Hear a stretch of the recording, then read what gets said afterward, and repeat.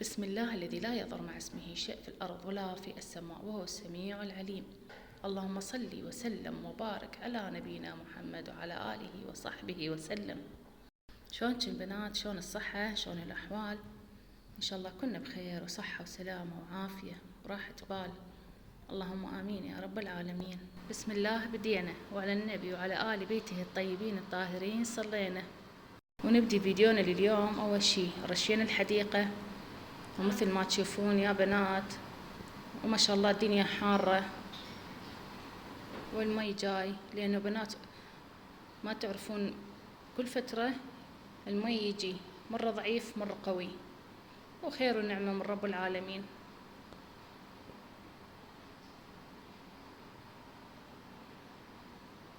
اليوم إن شاء الله نسوي باكة بأسهل طريقة. وهاي الباكة أول شي تمصين المي هواية، وبعدين تكبين المي وتحطين مي نظيف، وبعد كل واحد هو طريقته يا بنات، واني طريقتي هاي.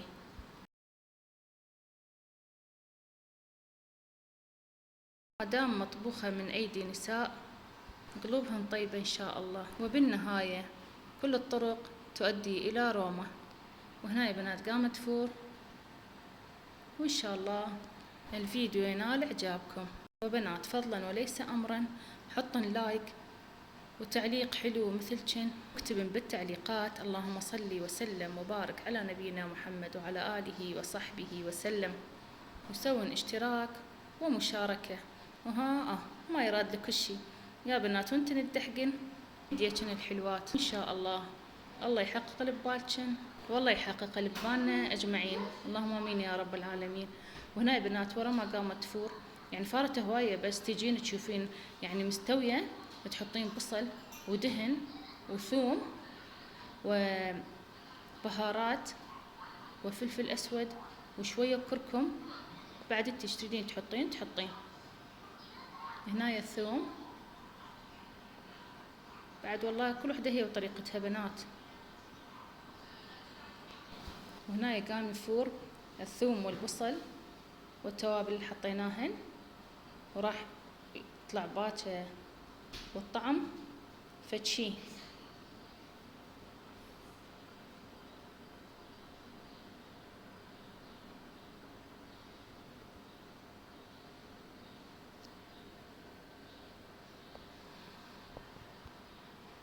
بنات انت نقول لي تسوون ويا الباكة يعني وحدها لو تمن؟ اكو يعني يحطون تمن، اكو ما يحطون تمن، بس باكة وحدها. وهنا حطينا الزيت او دهن ما تنك اي شي. وبنات طبعا ويا الباكة خبز حار ان شاء الله، ما شاء الله صلوات على النبي، خبز حار والدنيا حارة. وهاي الباكة بسم الله ما شاء الله، صلوا على رسول الله، والطعم ولا أروع.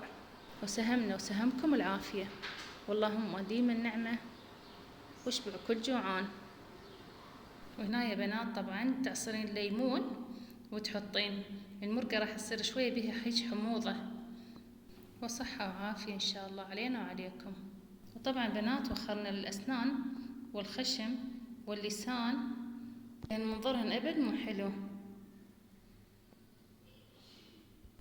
وهنا يا بنات تعالوا نقول لكن هاي شي عادي كلكم تعرفن، هاي قاصة.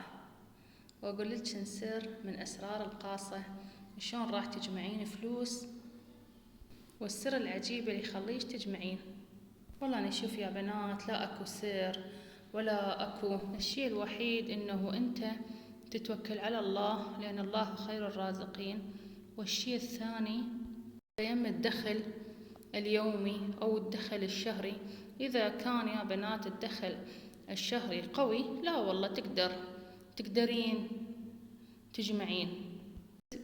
إذا كان الدخل الشهري أو اليومي أو الأسبوعي ضعيف، بعد تبقى حسب. يعني هسه أكو عمالة والله يشتغلون، أكو يشتغلون تاكسي ما شاء الله، والعيشة تريد، يعني وين يلحقون؟ هو يلا بس حق المعيشة. يساعد كل واحد طالع بهالحر كسب الحلال. توفير لقمة العيش له ولعائلته لأطفاله، ونقول الله يساعد الفقير. وأذكركم بالاستغفار: استغفر الله رب العظيم وأتوب إليه. ومع ألف سلامة.